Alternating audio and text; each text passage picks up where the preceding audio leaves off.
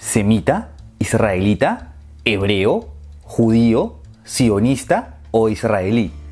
Términos similares, pero que no siempre son lo mismo, por lo que para entender a la perfección cada uno de estos términos no basta con leer en Wikipedia, sino tener una noción histórica y teológica de uno de los pueblos más controvertidos de la historia, el pueblo judío. Así que empecemos de manera cronológica. Comencemos con el término semita, y para esto me gustaría hacerte recordar la historia bíblica del Arca de Noé. Sí, en esa en la que dos canguros saltaron de Australia al Medio Oriente para salvarse del diluvio. Según la tradición judeo-cristiana, los hijos de Noé, Cam, Sem y Jafet, repoblarían la tierra luego del diluvio y se dispersarían por el mundo entonces conocido. De los descendientes de Cam saldrían los africanos, de los de Jafet la raza aria y los de Sem la población del Medio Oriente. De aquí el nombre semita, que en la actualidad refiere no solo al pueblo judío, sino también a los pueblos de alguna lengua semita que se desarrollarían en el Medio Oriente, por lo que incluiría a los pueblos de habla hebrea, árabe, maltesa, amárico de Etiopía, entre otros. Ahora, me imagino que esto te ha causado confusión porque te consideras antisemita y piensas que por eso solo tienes hostilidad hacia los judíos. Pues la verdad es que estás en lo cierto, ya que el término antisemita se usa exclusivamente para la hostilidad hacia los judíos, aunque ya sabes que semitas no son solo los que odias. Sigamos con los hebreos, el cual es uno de los pueblos semitas que se originaron en Ur, ciudad de la antigua Mesopotamia que es la actual Irak. El gran patriarca Abraham, considerado el primer hebreo, recibiría el mensaje divino de recibir la tierra prometida, Canaán, actual territorio de Israel y Palestina, y en donde sellaría el pacto entre Dios y el pueblo hebreo por medio de la circuncisión. ¡Auch! ¿El corte no pudo ser en otro lado? Abraham tendría varios hijos, entre los que se destacarían Isaac, de donde continuaría la línea del pueblo hebreo, e Ismael, de donde vendría el pueblo árabe. Y aquí es donde entra la gran controversia. ¿Quién es el primogénito que heredaría el título del pueblo elegido por Dios y que recibiría la tierra prometida? Sí, por esta discusión ocurre todo esto.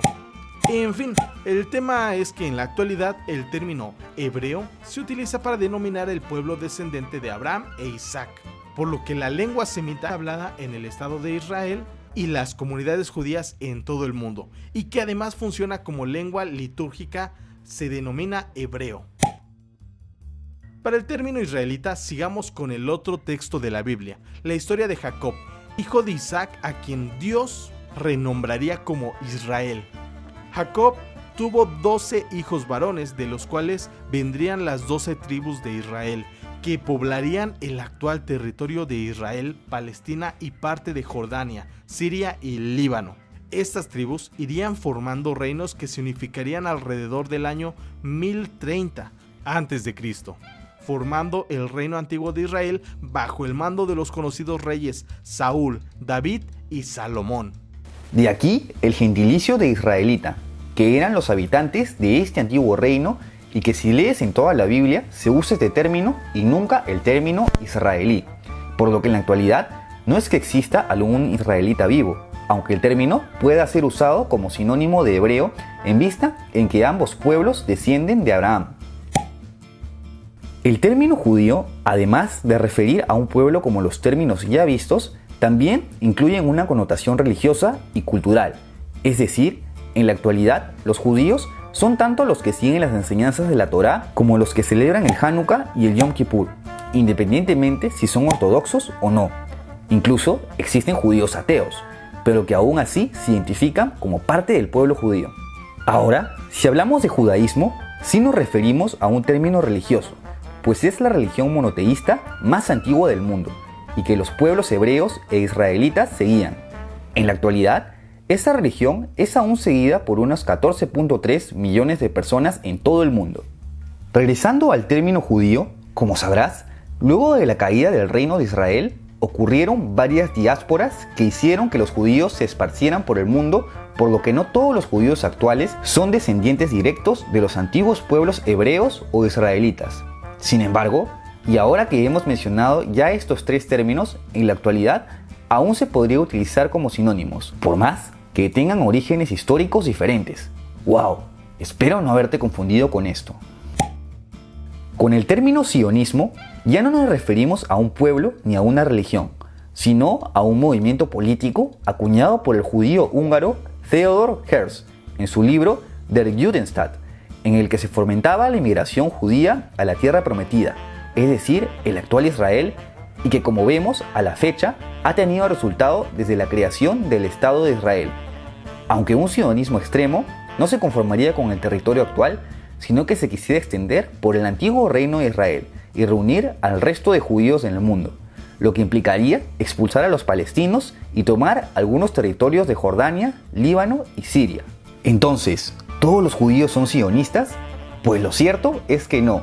Hay colectivos como el Neturei Karta que rechazan cualquier forma de sionismo en vista que creen que a los judíos se les prohíbe tener su propio estado hasta la llegada del Mesías e incluso abogan por la liberación de Palestina.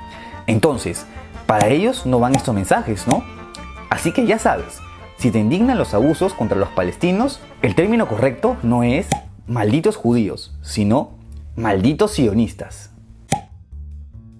El último término, y me parece que el más confundido, es israelí, el cual es el gentilicio de los ciudadanos del actual Estado de Israel creado en 1948, es decir, que cuentan con el pasaporte y nacionalidad. Por eso, repito, no confundir israelí con israelita. Al ser el actual Israel un Estado laico, no necesariamente todos los israelíes son judíos, y como ven, hay minorías considerables de musulmanes y cristianos.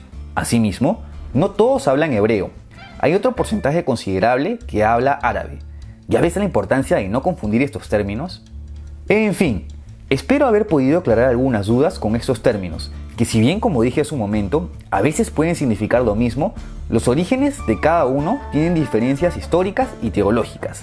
Si te ha gustado este video, no te olvides de apoyarme con un like, de dejar tu comentario y de suscribirte a mi canal para estar al tanto de más contenido. ¡Hasta la próxima!